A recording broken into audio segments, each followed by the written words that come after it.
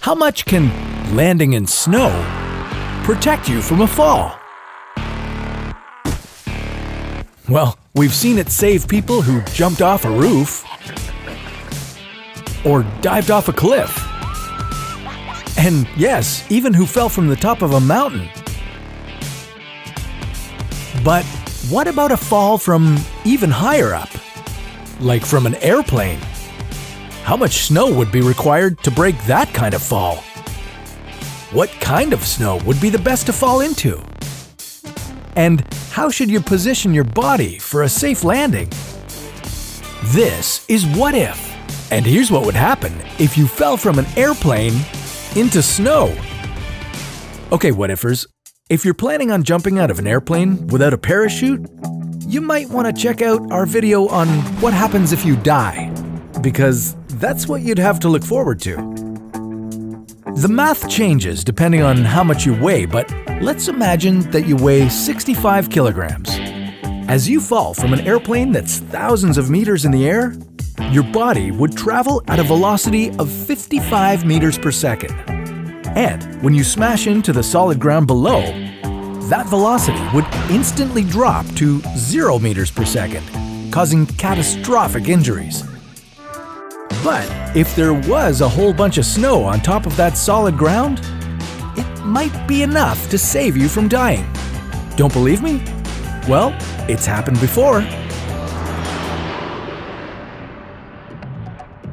In 1972, a Serbian flight attendant named Vesna Vulovic survived the mid-air explosion of a jetliner after plummeting hundreds of meters through some trees and landing on a snowy hill.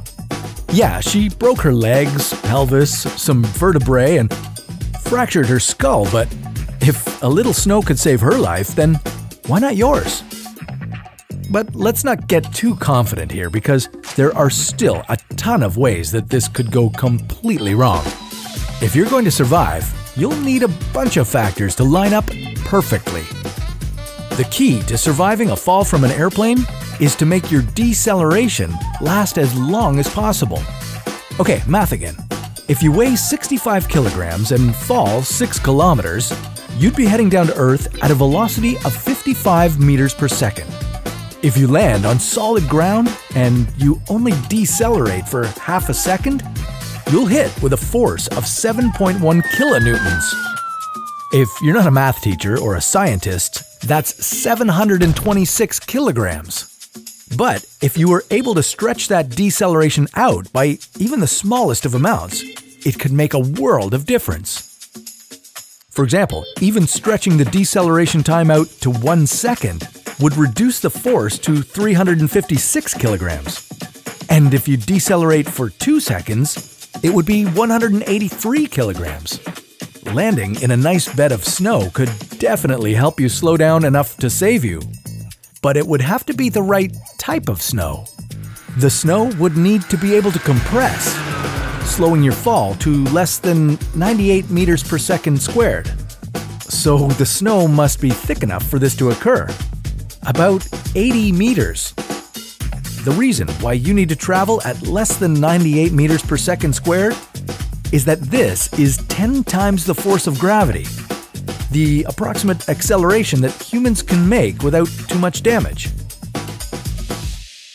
So, considering all this, you'd better cross your fingers that you'll be landing in lots of soft, fresh snow. Because of its lower density, fresh, dry snow can be compressed more and soften your landing. Packed snow and wet snow are denser than fresh and dry snow, so they can't be compacted as much and wouldn't extend your deceleration enough to save you. But even if you're 100% sure that the snow you're landing in is fresh, deep, and dry, you're still not out of the danger zone. To give yourself the best chance at survival, you're going to want to land in a belly flop. That may seem strange, but it would actually be the safest choice. You see, if you land feet first, all of your weight will press down on that small area. But if you land on your belly, your weight will be more evenly distributed, so you won't be hurt as badly. Now, if by some chance you happen to survive the landing without too many injuries, you're going to have to dig your way out of the snow.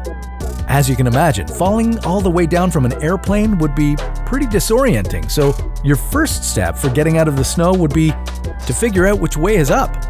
One helpful trick that I always use is to drool a little and see which direction it slides down your face. The opposite of that is upwards. Of course, this is all easier said than done. In reality, there's a reason we've only heard of one person who's ever survived falling out of a plane.